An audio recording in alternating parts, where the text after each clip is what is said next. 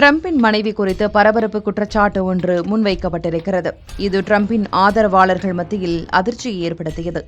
என்ன குற்றச்சாட்டு, குற்றச்சாட்டு வைத்தது யார் போன்ற விவரங்களை தற்போது பார்க்கலாம்.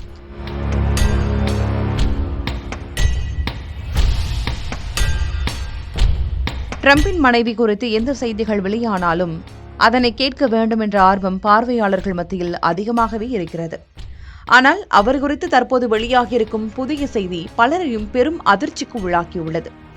அவர் மீது டிரம்புடன் நெருங்கி பணியாற்றிய ஒருவரே கூறியிருப்பதுதான் பரபரப்பின் உச்சம்.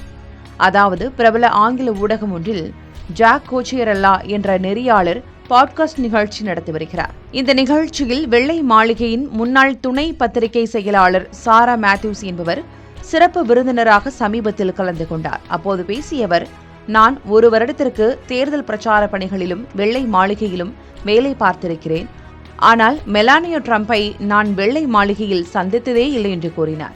தொடர்ந்து பேசிய அவர், மெலானியா டிரம்புக்கு வெள்ளை மாளிகையில் இருக்க பிடிக்கவில்லை என்றும் இது அங்கிருந்த அனைவருக்கும் தெரியும் எனவும் கூறினார். வெள்ளை மாளிகை ஒரு பழமையான சிதைந்து கிடக்கும் இடம் என்று மெலானியா டிரம்ப் விமர்சித்ததாகவும், வெள்ளை மாளிகையில் வசிப்பதை விட நியூயார்க்கில் நேரம் செலவிடவே அவர் விரும்பியதாகவும் சாரா தெரிவித்திருக்கிறார். இதுவரை வெறும் சாதாரண குற்றச்சாட்டுகளை மட்டுமே முன்வைத்து வந்த சாரா மேத்யூஸ் அடுத்து வைத்த குற்றச்சாட்டுதான் பலரையும் அதிர்ச்சியடைய வைத்திருக்கிறது. அதாவது, துணை கணவருடன் தேர்தல் பிரச்சார நிகழ்ச்சிகளில் கலந்து கொள்வதற்காக மெலானியா பணம் பெற்றுக் கொண்டார் என்றும் பகீர் குற்றச்சாட்டை முன்வைத்திருக்கிறார்.